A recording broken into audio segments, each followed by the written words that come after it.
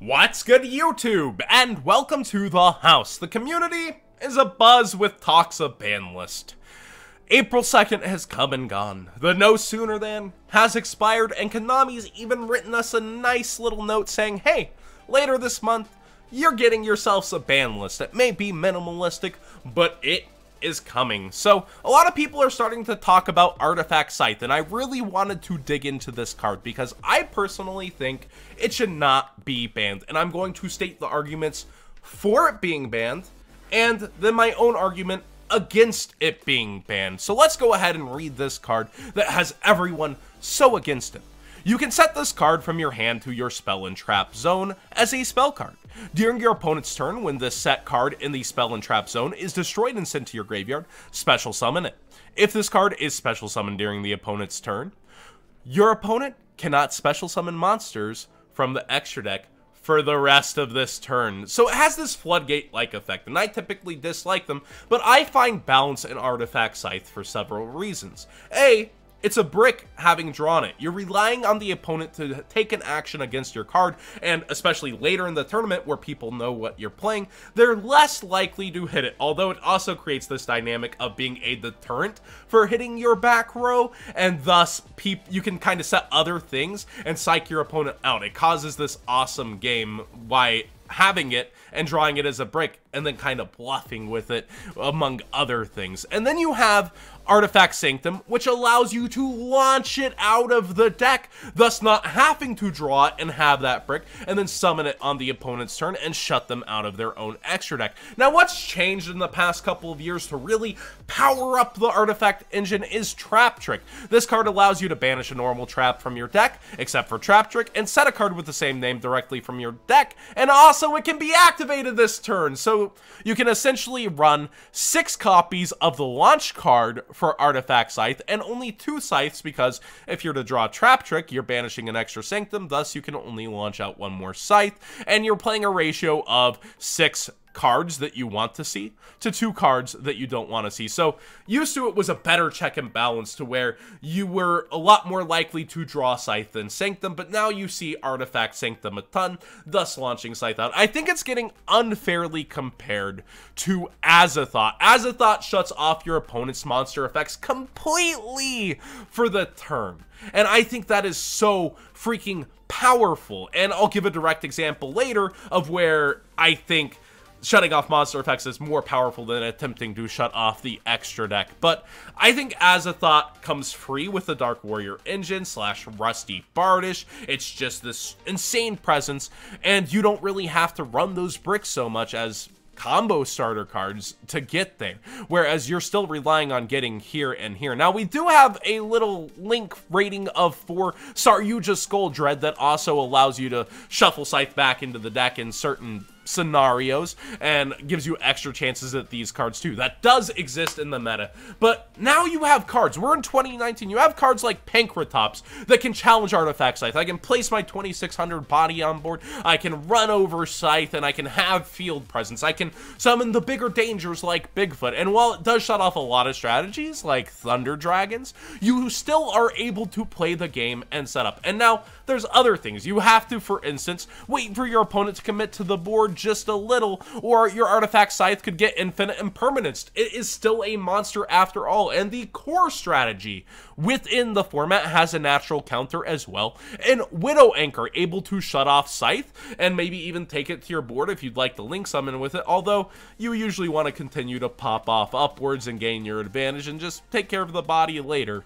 So I think noting that's a monster, while there are ways to try to play around this, like in Sky Strikers, Ray can just hit herself off the field, get a monster in the extra monster zone, and then you can Widow Anchor when Scythe tries to activate. It's still very hard for Scythe to try to shut off a Sky Striker player, and I think that's why we see it less and less in Top Cut. And again, once your opponent knows what you're playing, they're less likely to, like, Nightmare Phoenix it. They're less likely to just blind pop it in the back row. Now, I said I'd give a direct example where I would think that it's obvious that, like, Azathoth being summoned on your opponent's turn is way more powerful than Scythe, Scythe, thus the unfair comparison. Let's look at Domain of the True Monarchs, a card that's truly fallen off in our metagame. While you have no cards in your extra deck and you are the only player that controls a tribute summon monster, your opponent cannot special summon monsters from the extra deck. Now, why this isn't as rampant as, say, Artifact Scythe?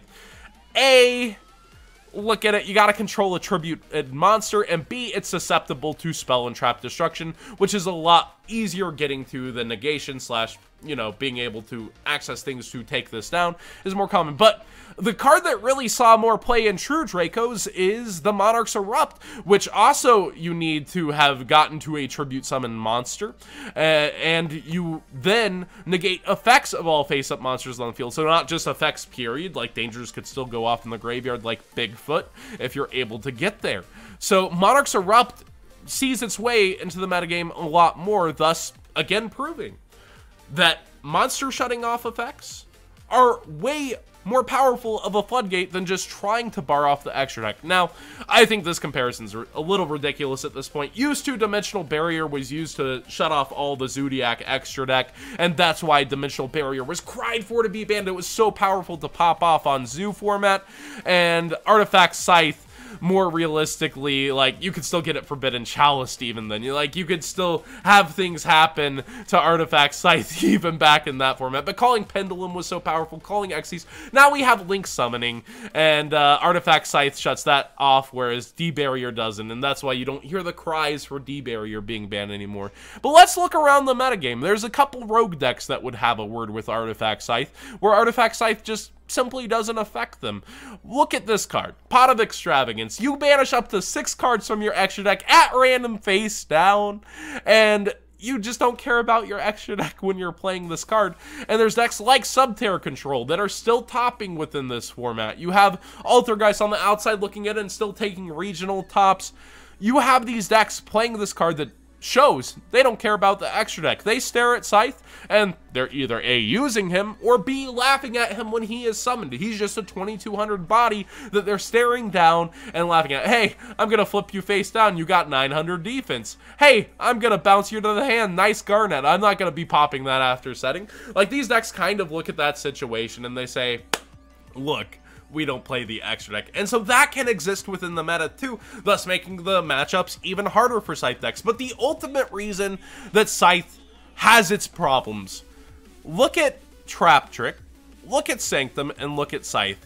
You don't want any of these in your hand going second typically. While Sky Strikers does open up this dynamic of back and forth games that last longer than they usually would, you would still rather these be hand traps in your hand when you lose that dice roll. So these are effectively weaker when you're going second. So main decking them becomes a lot more difficult because you're going up against a literally 50-50 chance of them being useful in the initial game that you are playing. Thus, not just the Garnet position of drawing Scythe is its problem, but also wanting to go first, thus being more powerful in the side deck. And again, modern Yu-Gi-Oh! Cards like Pankratops end up establishing field presence, running this over, and being able to play back during the opponent's next turn. I just think there's so much going against Artifact Scythe that, while it is topping here and there, it is able to make its foot-stamp in the metagame. I think it is a horrendous comparison to try to compare it to Azathoth and it's shutting off monster effects, period, because that truly makes it to where a lot of decks can't play the game. And again, Azathoth's not all that successful because the best deck running around, Sky Strikers, still has that A, natural counter, and within not having to summon monsters all the time, and B, They just don't care about the monster setup boards. They're able to fight back through that. But what do you guys think about the metagame as a whole? I personally do want Azathoth banned, and that's why my position is, yes, Azathoth's shutting off for the turn is pretty toxic for the game, but I don't personally think Scythe's is. But again, what do you guys think in the comment section down below? Is shutting off the entire extra deck without discrimination, is that too much in modern Yu-Gi-Oh, especially now with the 6 chances at it? Or do you think it does have its own balances, like I do, having to play its bricks? I think there's an open discussion there,